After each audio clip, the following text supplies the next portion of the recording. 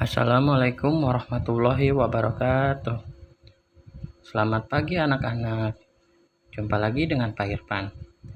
Pada kesempatan pagi ini, kita akan belajar tematik terpadu di kelas 4 di tema 1, indahnya kebersamaan, subtema 2, kebersamaan dalam keberagaman, pembelajaran 1.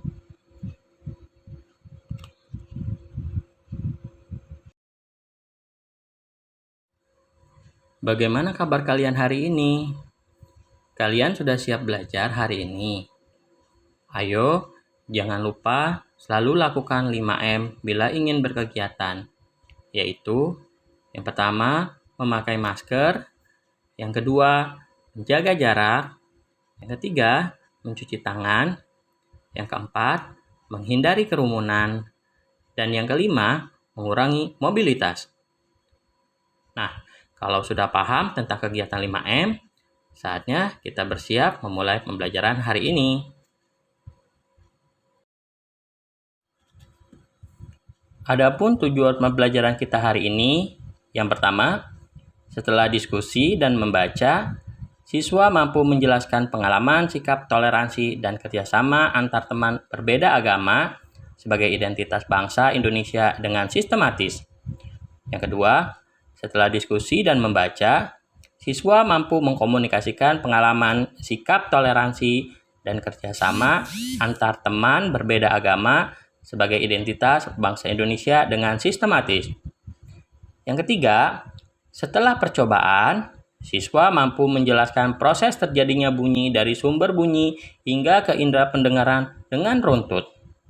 Yang keempat, setelah percobaan, siswa mampu menyajikan laporan tentang proses terjadinya bunyi dan sumber bunyi hingga ke indera pendengaran dengan sistematis. Yang kelima, setelah membaca, siswa mampu mengidentifikasi gagasan pokok dan gagasan pendukung setiap paragraf dari teks tulis dengan mandiri. Yang terakhir, yaitu yang keenam, setelah membaca, siswa mampu menyajikan gagasan utama dan gagasan pendukung setiap paragraf dari teks tulis dalam bentuk peta pikiran dengan tepat. Judulnya, Bekerja Sama Dalam Keberagaman. Edo dan kelima temannya mendapat tugas untuk melakukan percobaan tentang bunyi. Sepulang sekolah, mereka berkumpul di rumahnya. Setiap orang sudah menyiapkan peralatan yang dibutuhkan. Lani dan Siti membawa beberapa kaleng yang sudah dilubangi. Udin dan Beni membawa benang kasur. Mereka berkumpul di halaman depan rumah. Keenam sekawan siap bekerja sama melakukan percobaan. Saat percobaan akan dimulai, tiba-tiba terdengar azan. Siti dan Udin meminta izin teman-temannya untuk sholat. Teman-temannya mengizinkan mereka untuk melakukan ibadah. Edo meminjamkan ruang makannya untuk digunakan Siti dan Udin sholat. Meskipun Edo beragama Katolik, ia tidak keberatan rumahnya dipakai untuk sholat. Beni yang beragama Kristen, Dayu yang beragama Hindu, dan Lani yang beragama Buddha menunggu dengan sabar temannya beribadah. Keenam sahabat selalu menghargai satu dengan yang lainnya. Tiba saatnya keenam sekawan melakukan percobaan. Setiap orang menunjukkan tanggung jawabnya dalam bekerja. Tidak ada satupun di antara mereka yang duduk diam atau memberi perintah saja. Semuanya ikut bagian dalam percobaan. Saat Dayu membutuhkan pertolongan memotong benang, Udin datang membawakan gunting. Saat Edo kesulitan menalikan benang di kaleng, Siti ikut membantu. Keenam sahabat bekerja sama dengan semangat. Mereka hidup rukun, saling membantu meskipun berbeda agama.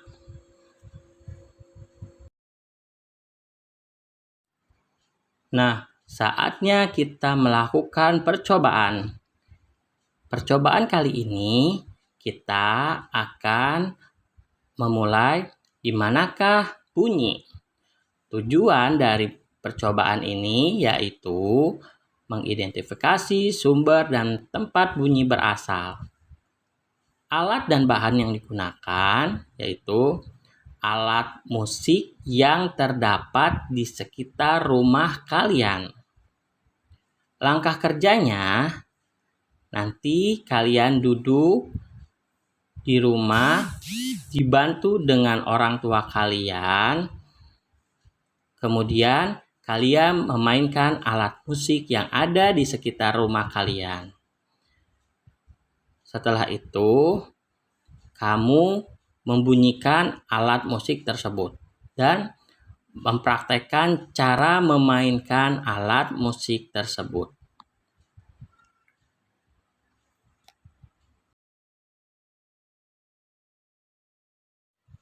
Kita lanjut ke materi selanjutnya. Ada sebuah teks berjudul Belajar dari Cerita. Pak Burhan selalu memulai kegiatan di kelas dengan berbagi cerita. Bukan Pak Burhan yang bercerita, tetapi anak-anak di kelas yang bergantian bercerita. Berbagi cerita selalu dinantikan oleh anak-anak. Semua ingin memperoleh kesempatan bercerita. Pagi ini, Pak Burhan mengajak anak-anak berbagi cerita seputar hari raya. Sehari sebelum hari raya Natal, yaitu di tanggal 24 Desember, aku dan keluarga berkumpul di rumah Opa, ujar Edo. Di hari itu, Oma pasti memasak makanan spesial yang jarang dimasaknya di hari lain.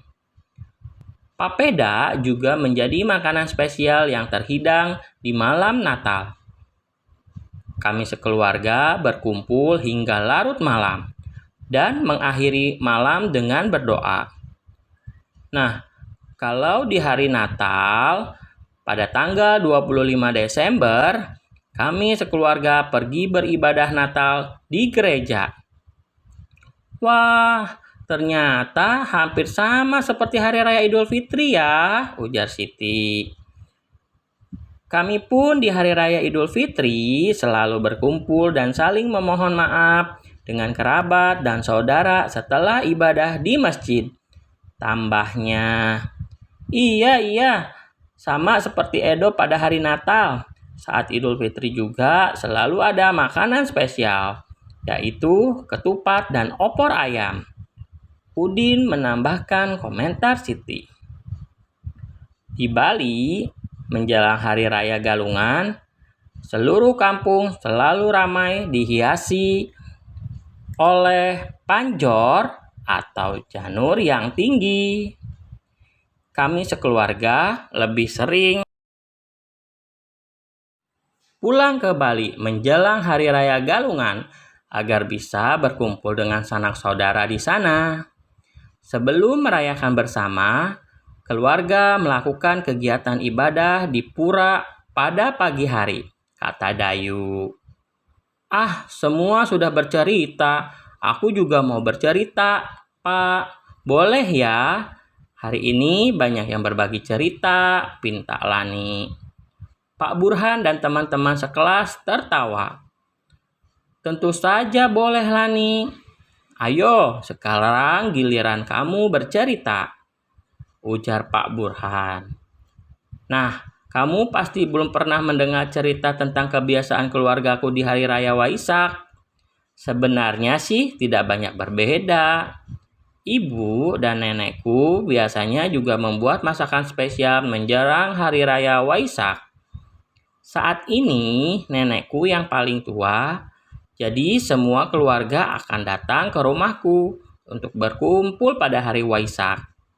Selain menyediakan makan untuk keluarga, pada hari tersebut biasanya kami pun berbuat kebaikan bagi orang lain yang membutuhkan. Vihara, rumah ibadah kami pun dipenuhi cahaya lilin dari umat yang hadir untuk menjalankan ritual ibadah di sana. Lani mengakhiri ceritanya.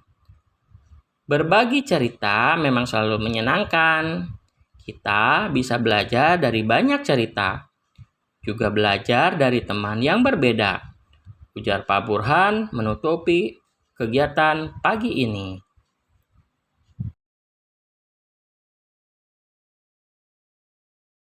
Terima kasih sudah menyaksikan video pembelajaran kali ini. Jangan lupa tetap ikuti protokol kesehatan dan tetap semangat. Wassalamualaikum warahmatullahi wabarakatuh.